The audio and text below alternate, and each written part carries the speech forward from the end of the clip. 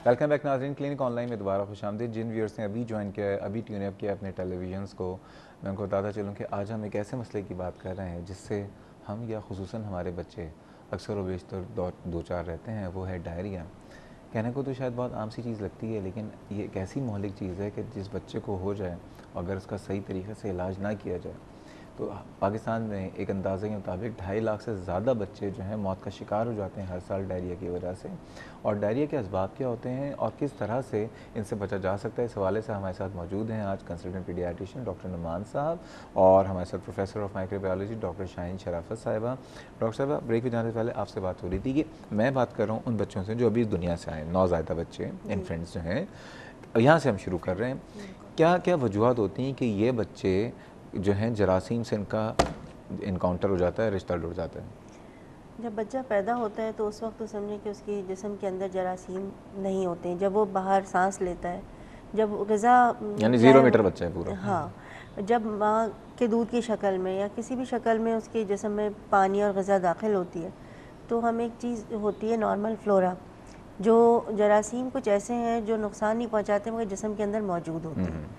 लेकिन कुछ ऐसे जरासीम हैं जो हर हालत में बीमारी पैदा करते हैं। ये उसके जिस्म में कहाँ से दाखिल होते हैं, इसकी बहुत सी वजूहत हैं, जिसमें एक तो मैंने बताया कि माँ जो है उसको इस चीज़ का बहुत ख्याल रखना चाहिए कि जो ग़िज़ा वो बच्चे को दे रही है उसमें। अच्छा, मदर फीड देती है, मदर फीड लेकिन देती मदर है। फीड के लिए ज़ाहिर बात है कि बच्चा जो है वो क्या उससे भी कंटेमिनेशन हो सकती है? नहीं, माँ का दूध जो है उसमें तो कंटेमिनेशन नहीं होती है सर, लेकिन माँ को अपनी सफाई का ख्याल ज़रूर रखना चाहिए, जिस्मानी सफाई का। जैसे कि मैंने कहा, हाथ, माँ के हाथ साफ़ हों, जिस्म साफ़ हो। आपने एक बात कही थी कि साबुन तो अच्छा वाला ले लेते हैं लेकिन धोना नहीं आता। हैंड वॉशिंग की ट्रेनिंग मैं समझती हूँ कि ना सिर्फ माँ को बल्कि बच्चों को भी, जब वो बच्चे बड़े होने लगते हैं, स्कूल जाने के, आप बता दें, समझ लें मैं पानी डाल रहा हूँ, आपके हाथ धो के दिखा। हाथ धोने का सबसे आसान तरीका जो बच्चों को सिखाते हैं वो ये है कि 1 से 10 तक आप गिनती गिनें और उस वक्त तक अपने हाथ इस तरह से रब करें कि हाथों की जो उंगलियों के ऊपर कर लीजिए। हाँ, हाथों के उंगलियों के बीच में जो जगह है, जो वेब्स हैं, वहाँ तक अच्छी तरह साबुन पहुँचे।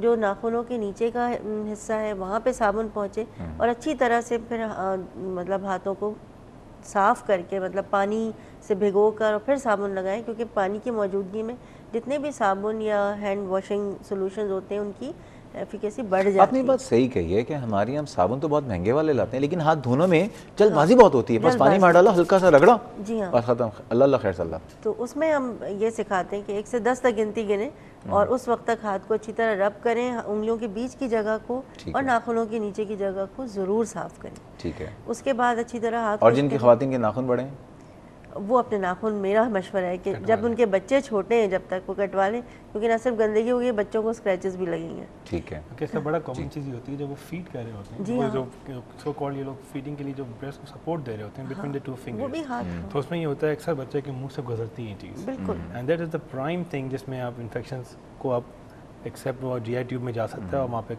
डायरिया कॉज कर सकता है। एक दफ़ा एक लड़की से मेरी बात हुई, वो क्लिनिक पे आई, तो मैंने कहा ये क्यों रखा है? कहने लगी हमारा हथियार है। हाँ, मैंने कहा भैया अब क्या करूँ मैं तो स्पीचलेस हो गया। कहने लगी हमारा हथियार है, हमें कोई तंग करेगा हम पंजा मार देंगे। क्योंकि माओ का तंग नहीं करते बेचारे, खुद माओ नहीं। वैसे एक किसी लड़की या किसी औरत का भी नाखून बड़े होना कोई मुनासिब चीज़ है? ये हाइजीन के हिसाब से वी डोंट प्रेफर, है ना? डेफिनेटली। क्यों डॉक्टर साहब? बिल्कुल, मतलब क्या उसको डायरिया नहीं हो सकता? कैसे बच्चे को ही होगा? हमारा मजहब भी साफ कहता है कि तहारत और सफाई निस्फ ईमान है। चलें, एक तो आपने कहा हाथ धोएं, नाखून काटें, फिर माओ को और क्या ख्याल करना चाहिए? इसके अलावा जो बर्तन वो इस्तेमाल कर रही हैं उनकी सफाई का ख्याल रखें। पानी जो घर में आ रहा है, हाँ, उसका बहुत ज़्यादा ख्याल रखना चाहिए। बॉयलिंग बहुत आसान तरीका है, बजाय इसके कि बहुत महंगी मिनरल वाटर की बॉटल्स ली जाएँ। ज़ाहिर है हमारे यहाँ लोगों का यह हाल है कि हर एक अफोर्ड नहीं कर सकता। पानी को उबालें, कम से कम जब पानी उबलना शुरू हो तो 10 मिनट तक उसको उबलने दें। 10 मिनट उसको सही टाइम। लोग कहते हैं इसका जायका ख़राब हो जाता है। नहीं, जब वो 20-30 मिनट पे चला जाता है तो जायका ख़राब, एक बॉयल आने पे ऐसा कोई इशू नहीं होता। और एक और चीज़ मैंने ऐड कर डॉक्टर साहिबा की जगह, फ़िल्टर वाटर को भी बॉयल करना है। फ़िल्टर वाटर आपको बड़ा कॉन्सेप्ट है, या बिकॉज बहुत सारे बच्चे हमें बताए थे हेपेटाइटिस ए के साथ, एक फैमिली में आया था यकायक, तो उनसे पूछा गया हम फ़िल्टर वाटर यूज़ करते हैं। मैंने कहा अच्छा ठीक है। मैंने कहा फिर पूछा, अब मुझसे सवाल किया आप बॉयल पानी पीते हैं? डॉक्टर साहब हम फ़िल्टर करके पीते हैं। मैंने कहा अच्छा। फिर मैंने पूछा क्या आप बॉईल करते हैं? कि डॉक्टर साहब फ़िल्टर करते हैं। आपके काजी साहब हो गए जो 3 दफ़ा इस सवाल नहीं, इसलिए पूछना चाहिए लोगों को उस बात की अहमियत को उजागर करने के लिए। फ़िल्टर आप पहले कर लें, लेकिन फ़िल्टर वाटर को बॉईल करना equally important. No matter what, पानी बॉईल करने से 70% to 80% जरासीम ख़त्म हो जाते हैं।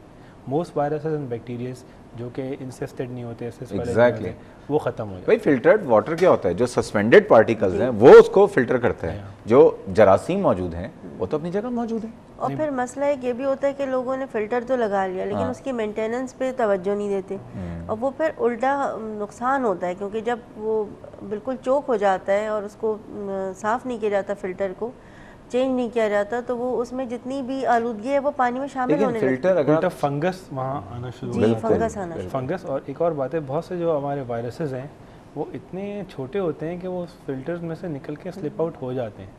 ये कोई एक्सक्यूज़ नहीं है कि आप वाटर को फिल्टर करें। वायरसेस, बैक्टीरिया फिर भी चले, so called they claim, but what about But I don't think so. Do you think? Well, the filter people do claim. She is a professor.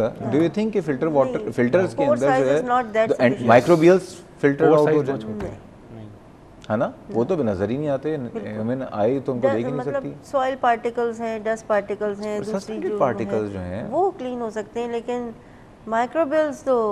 और हमारे यहाँ बेसिकली चूँकि हमारी पानी की लाइनें और गटर की लाइनें बहुत ज़्यादा मिल रही हैं, गर्मी आ गई है, आई भी है, नॉट द गर्मी। हमारे यहाँ गटर की लाइनें, पानी लाइनें ऊपर नीचे साथ साथ चल रही होती हैं, बिल्कुल पैर नहीं। गर्मी में मैं इसलिए कह रहा हूँ कि एक अजीब सी बात कहना नहीं चाहिए, लेकिन ये जो कुत्ते और बिल्लियाँ होती हैं बेचारे, ये भी अक्सर गर्मी की वजह से पानी के अंदर मर के इनकी डेड बॉडीज मिल रही होती हैं। वाटर टैंक्स में अक्सर ये होता है, और मैंने बहुत जो रिजर्वायर्स हैं बड़े-बड़े हमारे यहाँ जहाँ से पानी आ रहा है। का आप टूर लगा लें, आपको एक ज़माने हम लोग गए थे आज से 3-4 साल पहले, तो उसके अंदर एक डोंकी जो था was there and floating in it. जी हाँ, गधा वाटर सप्लाई खुल के बोले ना, शर्मा क्यों रहे हैं? वो जो है सप्लाई हमारे कराची को आती है। It's just a prime thing जो हमें नज़र आ गई, जो नज़र नहीं आ रही वो हमें पता नहीं है। जी हाँ। तो यही वजह है कि हमारा जो डायरिया का लोड बच्चों में, मैं बड़ों की बात नहीं कर रहा, वो अभी भी वैसे का वैसा ही है, क्योंकि हमारे यहाँ इम्प्रूव जो एक सोशल कंडीशन कंडीशन इम्प्रूव करने की चीज़ें होती हैं, अभी भी वो इंस्ट्रूमेंट्स अपने वर्क नहीं कर रहे। अब सवाल ये पैदा होता है, किसी को डायरिया हो तो क्या करें?